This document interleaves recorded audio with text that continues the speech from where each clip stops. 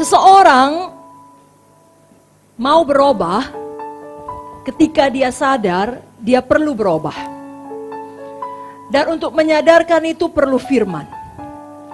Dan perubahan yang sejati itu harus berasal dari dalam. Kalau dari luar dipaksa, nah saudara, itu tidak bertahan lama.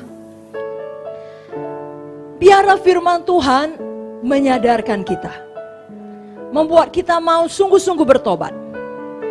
Sehingga dimanapun kita, adapun kesempatan untuk melakukan dosa, untuk kembali kepada kehidupan yang lama, dikuasai oleh daging, indera, dikuasai oleh setan, dikuasai oleh dunia, atau katakanlah dipengaruhi, kita mengatakan tidak kepada itu semua. Karena kita sudah sadar dan kita mau berubah dari dalam. Nah, firman Tuhan malam ini mau mengajarkan kita untuk melihat benarkah kita sudah hidup dengan Zoe. Dari sisi sifatnya Tuhan, karakternya Tuhan. Nah, hari ini kita mau melihat bukti perubahan dari segi karakter. Benarkah Zoe ada di dalam kita? Karena sebagai seorang Kristen yang sejati, kita seharusnya berani menghadapi atau menilai, mengevaluasi diri kita secara jujur. Betulkah kita memiliki Zoe di dalam kita? Sifatnya Tuhan, imannya Tuhan, kesetiaannya Tuhan, ketaatan Tuhan kepada Bapa. Dan itu dinyatakan dengan adanya pertumbuhan rohani dalam hidup kita. Saudaraku, tidak ada yang lebih besar daripada Zoe. Kalaupun semua itu terjadi, kalau Zoe ada di dalam, saudara bisa keluar sebagai pemenang. Semua badai kehidupan yang terjadi hanya membawa saudara lebih tinggi. Amin, saudara. Jangan pernah menjadi kecewa. Tentunya saya tidak punya jawaban kalau hal-hal seperti itu terjadi. Saya tidak tahu semua. Saudara pun tidak tahu semua. Tapi yang saya tahu, Yesus baik. Yang saya tahu, Yesus setia. Dan yang saya tahu menurut firman-Nya, Yesus tinggal di dalam dan Dia lebih besar dari apapun di dalam dunia ini. Jadi kita yang memilihnya untuk tidak membiarkan ada akar pahit lalu memisahkan diri. Mungkin badan kita masih dalam pelayanan, tapi hati kita tidak lagi seperti kasih yang semula.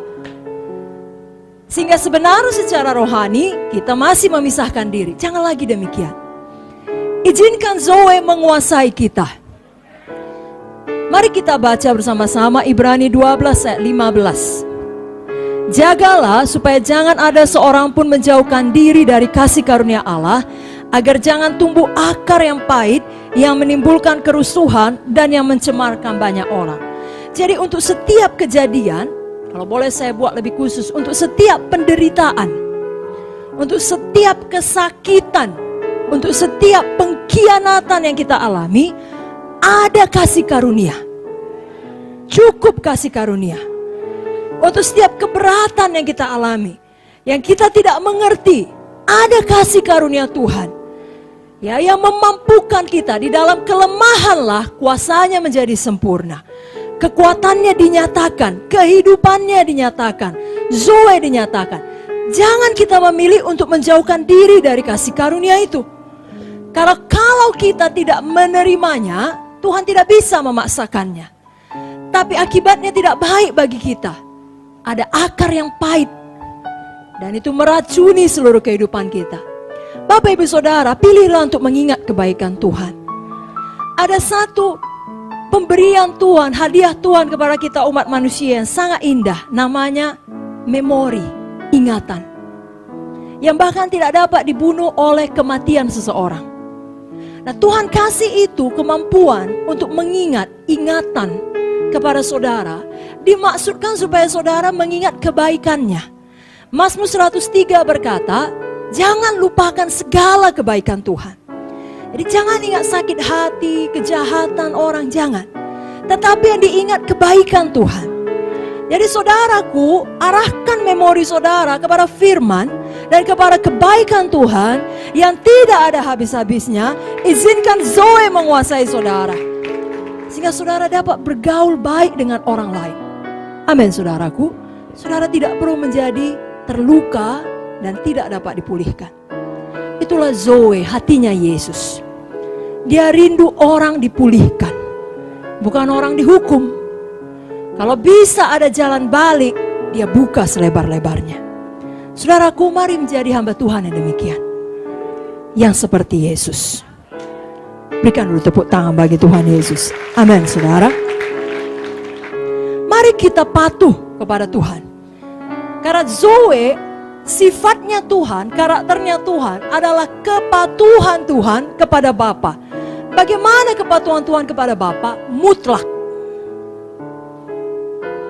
tanpa syarat, sampai kepada titik darah penghabisan. Rela berkorban, bahkan nyawa sendiri. Mari kita belajar, kita menuju kepada hal itu.